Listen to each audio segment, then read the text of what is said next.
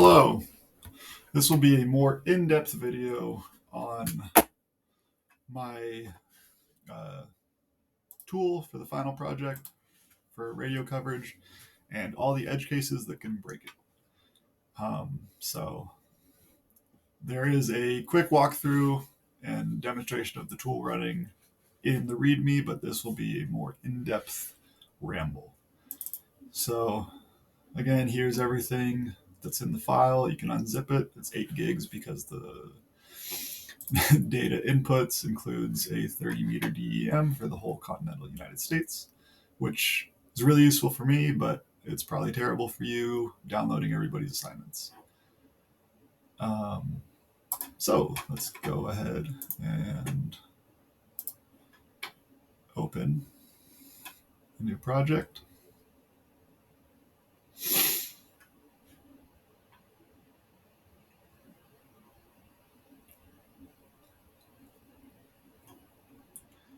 And we'll make a new map.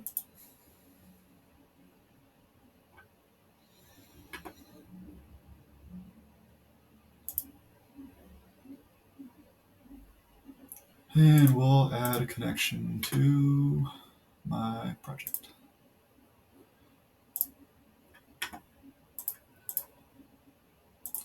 So in here, we got our data inputs, outputs, and the README. In the radio cov toolbox, we have a coverage map tool. So we'll use that. We'll run it successfully once, and then I'll show you what breaks it. So digital elevation model, we will go find our inputs, use our massive input. District boundaries, we will find our ranger districts. And for the tower shape file, we will find our special use shape file. Buffer distance 10, tower radius 10, and we'll see. So Heber, TAC, Camus. Show you that it works with a hyphen in the name, which is pretty cool.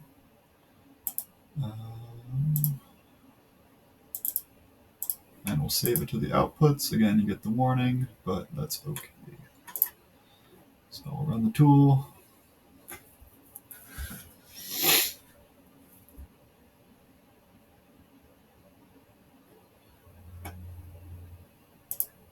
In the details, you can see it computes visibility for each of them.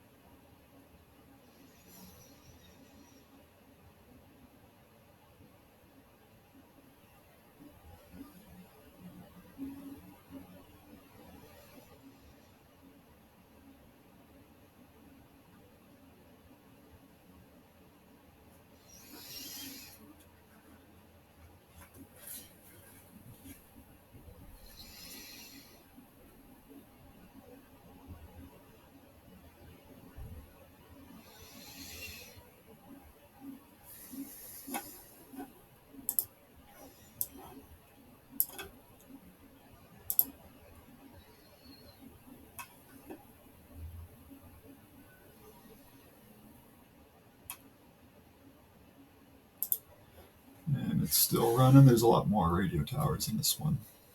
So there we go. Go back to the catalog. You can see in our data outputs. Now we have a Heber Camus. Throw all those into the map. Build them.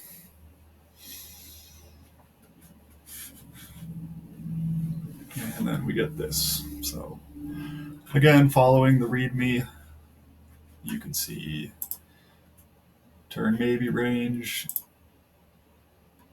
into the 1-point black outline, give the district a 2-point black outline, make close comms a little dashed line, turn off the buffer, and then turn off the raster Make the base map a little less engaging.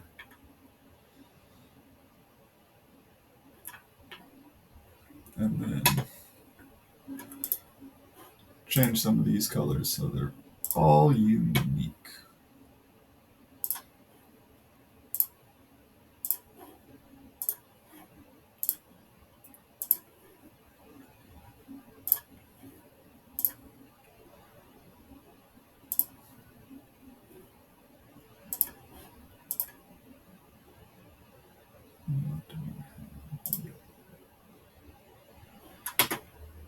Sure. And then you can select all those.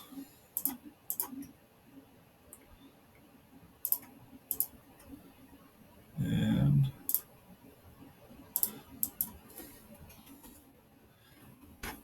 transparency 50%. Then now you have the radio map coverage of everything, and if you go ahead and make it a map, you can have the legend telling you what's what. Oh, we still have to turn on the labeling here. So we'll label everything, and then labeling properties.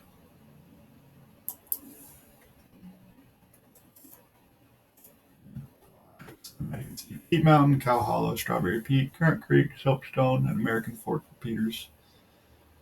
Oh, and Bald Mountain, I believe. Yep. So that makes the radio coverage map pretty quick. It works. It makes it a lot easier since I don't have to run it for each individual tower. But now we'll go and look at what breaks it. So we'll go back to the coverage map. And we will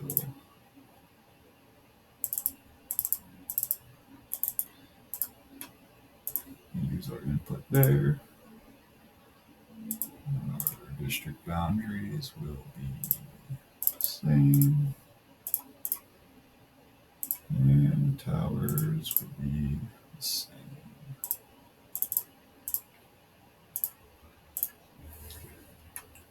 So say we don't want to buffer it at all. We're going to buffer the towers, and we'll go ahead and do that in Logan. Take it to the outputs folder and run it, and then, oh no, it failed. View details. Buffer resistance is 0. So you have to buffer, which is fine. If you don't want to buffer, you can just do something really low, but that works. And then this is one of the other issues. Let's see why this is an issue here in a second. So we'll start running that tool, and then we'll take a look at why that's an issue. So let's bust open the inputs and ranger districts. We'll throw them all up here. And let's take a look at the attribute table.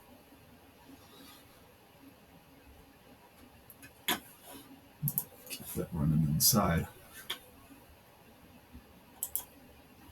So if we sort those ascending and then go down to Middle Fork, which is what we typed in. See the issue here on the Willamette National Forest and on the Salmon Shallots. There are 2 Middle Fork Ranger districts, and I don't have anything set up to deconflict that by National Forest if there's multiple. So in this one case, I think there's 2 other duplicate ranger districts in the whole country out of 500. So it is an edge case, but that is something to be aware of. So you can see the visibility is taking a lot longer, and I'll show you why it's doing that in a second. And then I haven't tried to run it with the ranger district with the slashes in it, but I suspect that might be an issue. we can give that a go as well.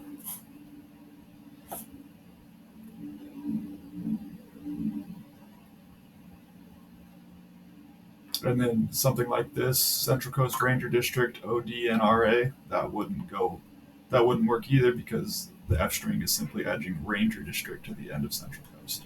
So there's a few edge cases in the names where it won't work. Another issue is that if you use an input DEM that's a geographic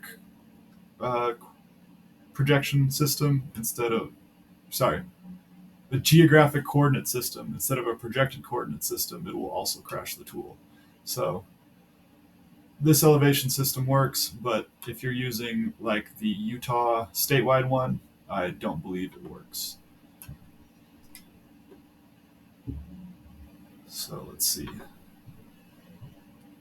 how many more this has to run.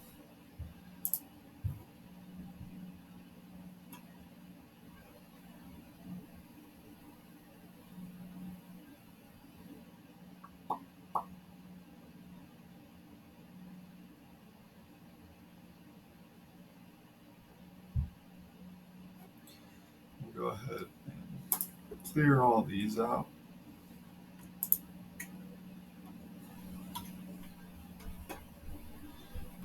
And we'll actually stop this tool because we have enough to take a look at what's going on. So it is working, but if we refresh the data outputs, you can see we have a Middle Fork Ranger District. And if we throw that on there,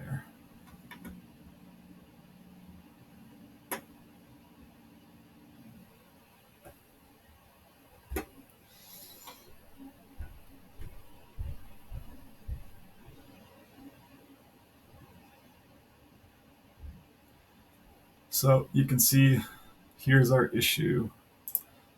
This is the Middle Fork Ranger District. And this is also the Middle Fork Ranger District. So it created, when it buffered them, it created that, but then when it clipped the raster to work on, it clipped the entire area between the two ranger districts. So it's going to take much longer to do. It will work. It doesn't break the tool, but it's definitely not what we were going for. So that is one issue. But again, these are all edge cases. For the most part, the tool works perfectly. We can take a look at the script here.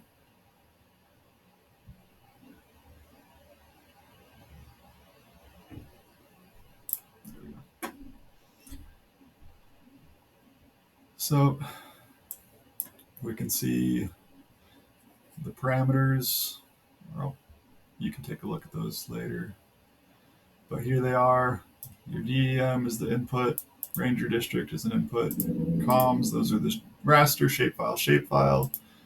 The input size, so the 10, the buffer size, the Ranger District, and then you set your output file. And then it just runs through. It selects the Ranger District on the map and copies the feature so that we can have a feature to give an outline to so you know where the Ranger District is in your final map. That buffer and clipped the raster to all work. I left the raster in case you wanted to do something more like make a hill shade and provide your own background instead of using a base map. But I think the base map works pretty well. And it's just in the folder so you can turn it off as needed. You've got your clipping comms, you've got the maybe range, the Thesian polygons, and then it runs a for loop for each tower. It runs a visibility analysis, and then it runs a raster to polygon. That's kind of code that I didn't end up saving that because I think the raster looks fine, but in the original version I did, if you make two polygons and cut one to an outline and one to a transparency, you can make it look a little bit better, but I ended up not worrying about that. I didn't think it was worth the time. And the same thing with these print functions. The automatic updates that the program gives you running the visibility analysis I thought was plenty, so I didn't push any messages to the user. It's still in there though for my testing. So there's the tool. Take a look at it. Hope you like it. Pretty happy. So thanks for teaching the class. I've had a great time.